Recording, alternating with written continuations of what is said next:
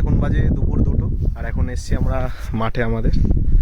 তো শীতকাল, হালকা হাওয়া দিচ্ছে আর একদম রোদ। আর আমার সাথে আজকে সাগর এই মাঠে এসছে 5 বছর পর, তাও প্রায় 5 বছর আগে এসেছিলিস।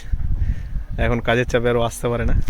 এরকম অনেক জায়গা থাকে বাড়ির আশেপাশে, কিন্তু আমাদের যে ওঠা হয় না সেসব জায়গায়। আজকে ও এসছে, সেই নস্টালজিয়া একটা ফিল করছে, একদম বসে ছবি টবি তুলছে। ঠিক আছে, জায়গাটা হেবি সুন্দর, পুরো চারদিকে মাঠ।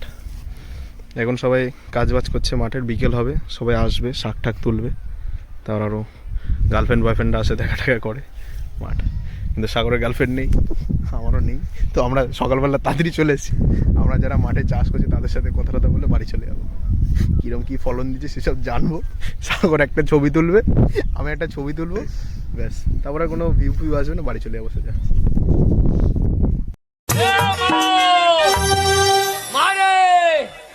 মা দরজা খুলে দেখে তোরে হাবো লেগেছে।